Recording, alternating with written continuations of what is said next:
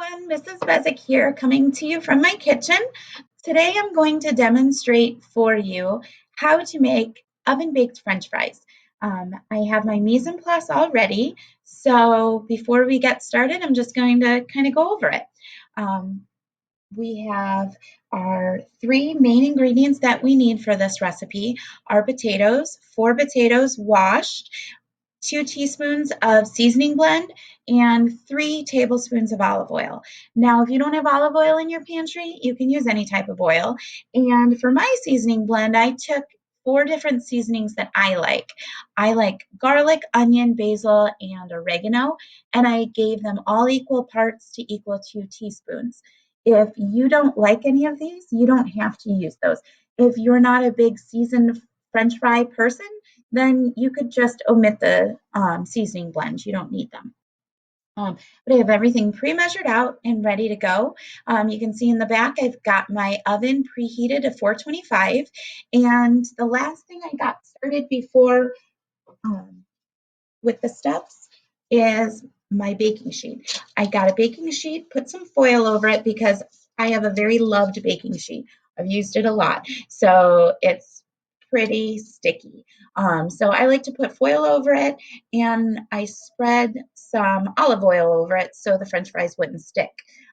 If you have a loved baking sheet like I do, all you need to do is put a little bit of olive oil, maybe a tablespoon or two of olive oil in the middle of the foil. Get a sandwich bag so you don't get your hands all goopy, and take and spread it around like that, covering the whole area so that the French fries don't stick. And when you're all done, just grab the edge and pull it out, and you're not going to have to worry about it getting all over your hands. So now that we have everything all ready to go, we're going to get started on cutting these fries. So let's move all this stuff out of the way. And we need to grab our knife and our cutting board. Okay, now that we have our ingredients all prepped, we're going to take the 4 washed potatoes and we're going to cut them up. The way we're going to cut them is in 1/4 inch slices. Then we're going to square them up and cut them again with 1/4 inch measurement. And they're going to end up being 1/4 of an inch by 1/4 of an inch. So I'm going to move this down so you can see my cutting board. Now my cutting board has the grips on them, so it's not going to move. But if your cutting board at home does not have the grips, then you may want to get a wet paper towel and set it underneath so it doesn't move while you're cutting it. Now I have my chef knife here. I'm going to grab it with 3 fingers around the handle, pinching the top, and get my potato ready for cutting. Now, a potato moves around, so that's not safe. I want something that has some stability. So I'm going to take and slice off 1/4 off the bottom so I can reuse that. Now, if you see real close here, you can see the starch from the potato on the knife. The potato is going to stick because there's a lot of starch in these russet potatoes that I'm working with. But if it does stick, just take from the back of the blade and push it down. You never want to push up because that's sharp and you'll end up cutting yourself. So we're going to start with our potato, holding the knife, making the claw on our potato so it doesn't move away. The knife starts on the cutting board, raise it up to the tip, slide the potato underneath about 1/4 of an inch, and then you're going to push down and make your slice. Pull it up, push under, 1/4 of an inch, making sure that you're not cutting your fingers, and keep moving your fingers as you go. So I'm always starting with the tip of my knife on the cutting board so that I have the stability. Now I'm real close to the end, so I don't think that I would be safe doing it like this. So I'm going to go over top the potato because it looks like I can cut this potato right in half, and each piece is 1/4 of an inch. As long as you're holding the outside of the potato, you're not going to cut yourself. Okay, so now we have all these nice 1/4 inch slices. I'm going to take and grab the biggest one, and then just like before, starting on one edge, I'm going to pull the knife up, look down, there's a fourth of an inch, make a slice, push it under, fourth of an inch. Now I have a couple pieces of fry. I have a bowl here. I'm just going to put my French fries in after I'm done cutting them. So this, just slide it under, get three. Looks like I'm going to get probably about 3 French fries for the big part of the potato and maybe 2 from the edges of the potato. So now, if it's not big enough to be a fourth of an inch and you don't want to keep it, that's up to you. But I like to use all of the potato because I love me some French fries.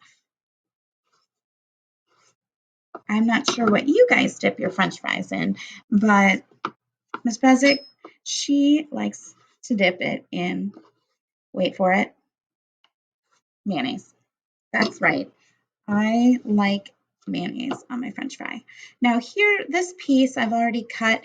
It's not even, so I'm just going to kind of eyeball it. Not all of your fries have to be perfect. You're just trying to make a uniform size so that when you go to bake them, you don't have one potato that's super hard and then one potato that's all burnt.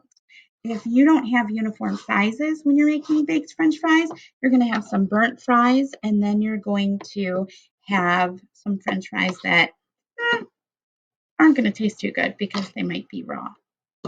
So I've got two potatoes all cut up here. Now, I think that they look pretty good. I am going to take and cut the next 2. Okay, so I had 2. I paused my video and I cut the rest of them. So here we have all of our fries. I've picked out a couple fries that have some little imperfections on them. So as you're cutting up your fries, if you see any that have like a bad spot, you can just use your knife and cut those bad pieces off and still save this good part of the fry. So since I'm all done with my knife and my cutting board, I'm just going to move it over here and show you the next steps. So I've got all of these cut up.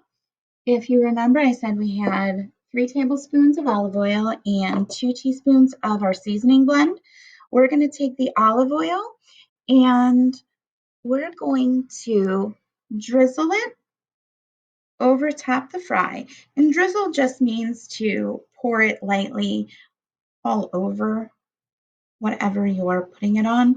So you're going to drizzle that. Now you need to toss. You've got 2 things you can toss with.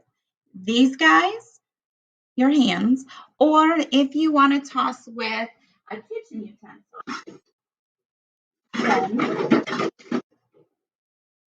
you can use these. So I don't really want to put, my hands are clean, but I don't really want to get olive oil all over my hands. So I'm just tossing, just picking them up and moving them around so that your French fries get all coated in oil. And they look pretty good.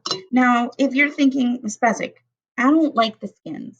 Well, then that's fine. Take them off. You could have peeled the French fries before, but if you do peel them, remember that when the potato without the skin touches the air, then they start to brown. So have a little bowl of water ready to go. Once you get a potato peeled, put it in the bowl of water.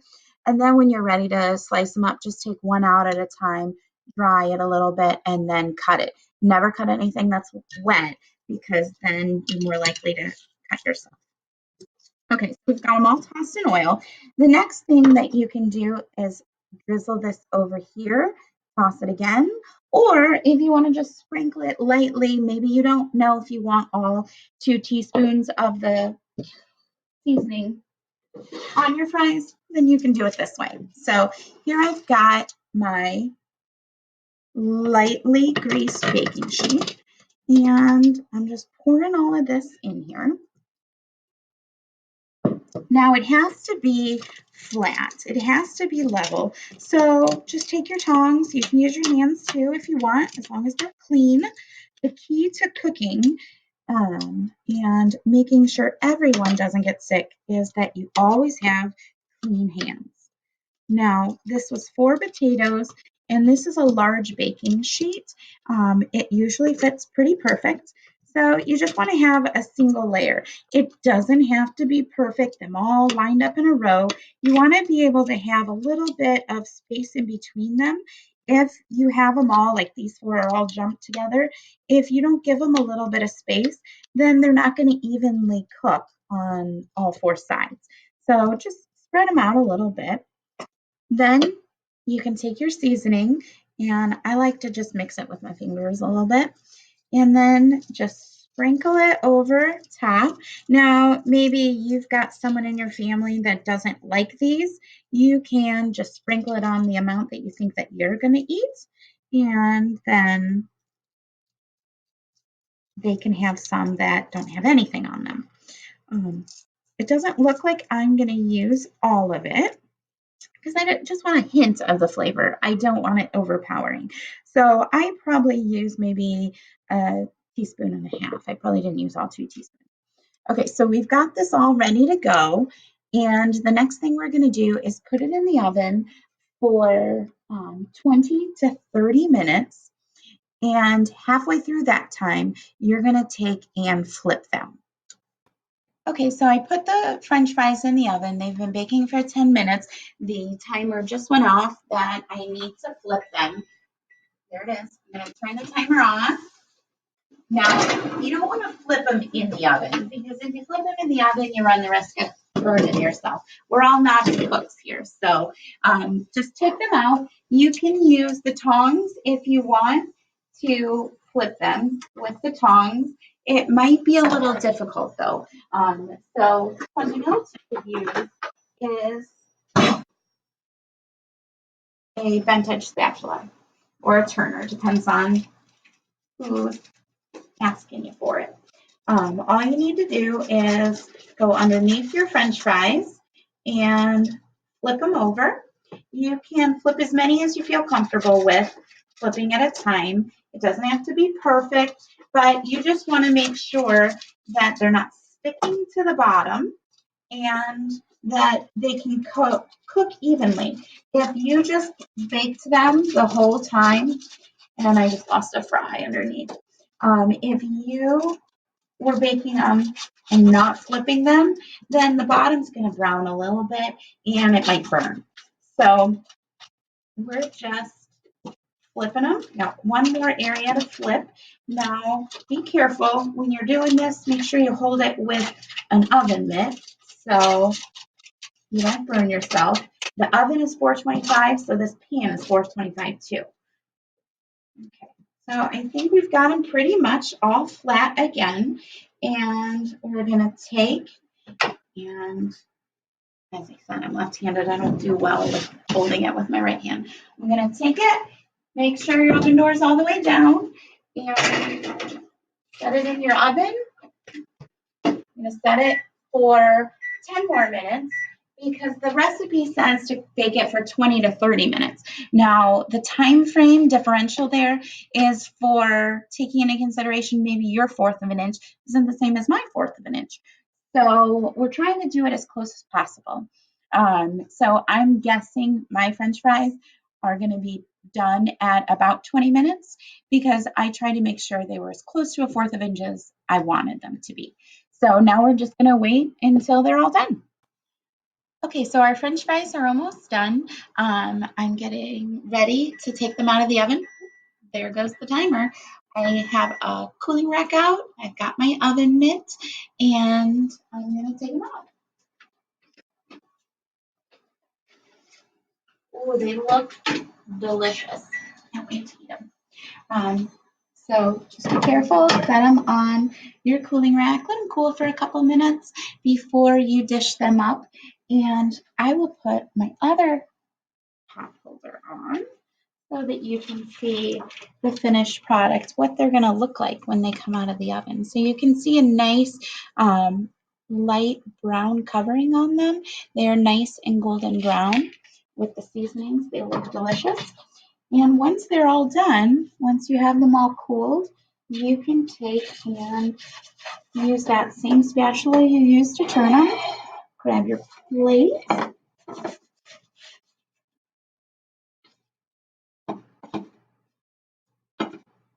And